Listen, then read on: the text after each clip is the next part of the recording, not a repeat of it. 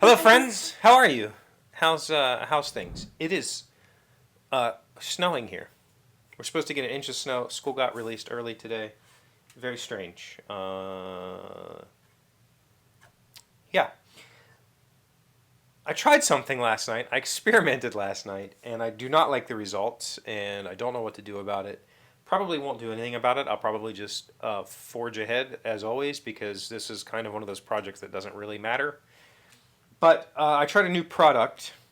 And I tried to use the new product in a way that I would use other products, and absolutely do not do that. So this is Varathane's One Step Stain Plus Poly, water based.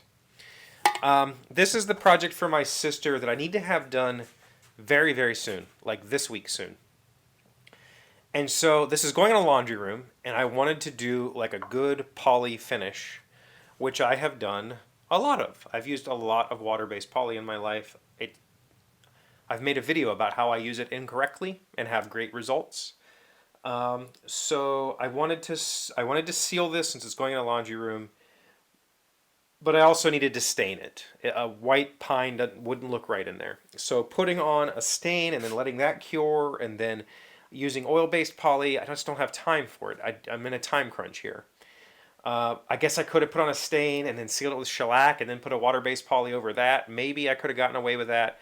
But what I find doing that is the water. Part of the reason that I can use water-based poly in the way that I do is on a really dry piece of pine. The pine sucks the moisture out of the finish. So if you don't know, years and years ago, I did a video called "I Use Polyacrylic Wrong." I I doubt I'll remember to link it, but if I do, it'll be up here. Polyacrylic is a water-based polyurethane finish, and the way you're supposed to use it is in thin, light coats without overbrushing. You just kind of go and be done and move on with your life. I don't do that at all. I load the brush heavy and I smear it on. I practically pour it on. And then once it's dry, you can sand and buff it, and you can get a thick polyurethane coating, a very nice coating. You can get it to the sheen that you want, whether you buff it with steel wool or you buff it with a buffing pad or whatever. You're going to have a ton of brush strokes you have to sand out, but it actually turns out really nice. So I thought I would try that with this product, and you cannot do that with this product. I probably should have filmed it. I did not film any of my work last night. Actually, here, let's see if I can show you this on camera. What I ended up with is, this is dark walnut, and I ended up with a dark walnut color. I don't know that you can see it there, but in person, the problem is the brush strokes are super duper obvious. Like they're, well, you'll see here in a second. The brush strokes make it look totally fake, right? Like they're just fake wood grain with real wood grain underneath, and it clashes because the brush strokes don't necessarily follow. You know, the grain of the wood here is going like this. The brush strokes are these straight. It does not work. It's also super rough, which was not expected. When I do the flood fill with poly, I tend to do a water, like a raise the grain first, and then I can knock that back. I'll do that with just plain water and then paint over top of it. I did not do that here because of the stain. I wasn't sure how that was going to work. So yeah, this just looks terrible. Can I show you this too?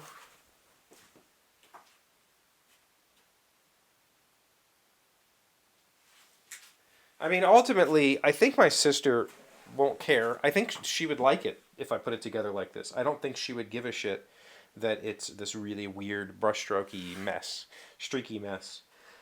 But definitely cannot use this product that way. It does say on here not to use it that way, by the way. It says um, use a high quality synthetic bristle brush or foam brush. Number one, I don't do that. I use just 25-cent chip brushes. Whatever.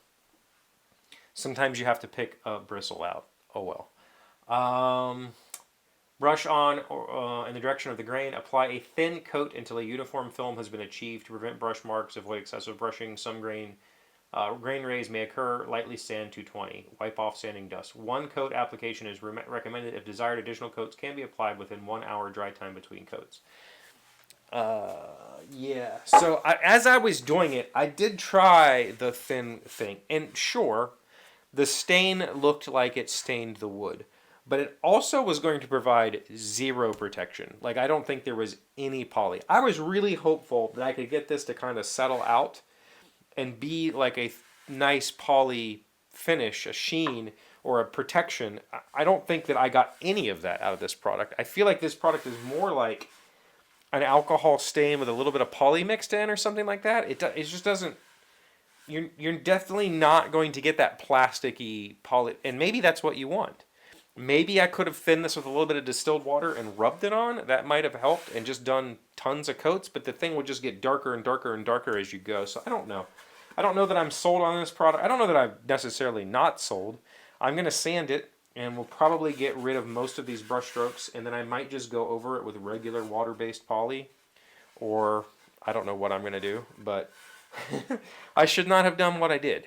But it was a little too late, and I figured I might as well just do the whole thing, and then we'll see where we are today. And as where I am right now is not really thrilled, but again, I think I could actually just buff this and maybe wax it and leave the brush strokes and all, and my sister would not care. You know, it's going to be in a laundry room. This isn't a showpiece.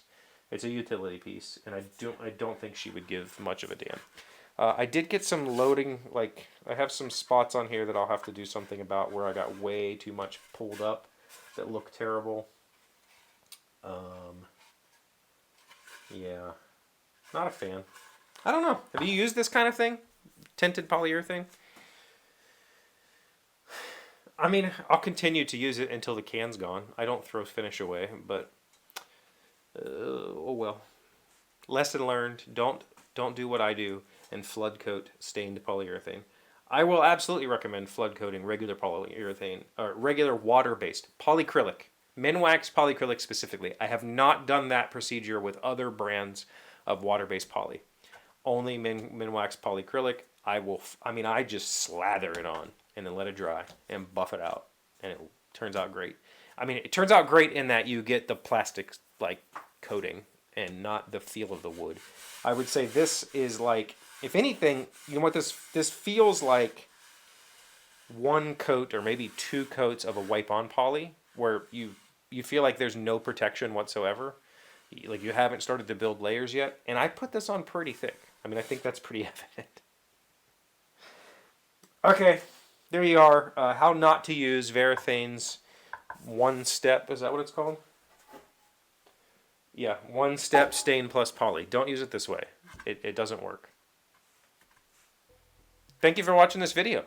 Please like it. Please, if you have not subscribed to this channel, please do so. We're getting close to 25,000. We might actually break 25,000 again. I would love to do that. Let's do it. Let's try. Let's see what happens. Hell, I don't know. See you tomorrow. Today's 1,000 plus little things happy, successful people do differently. We are learning...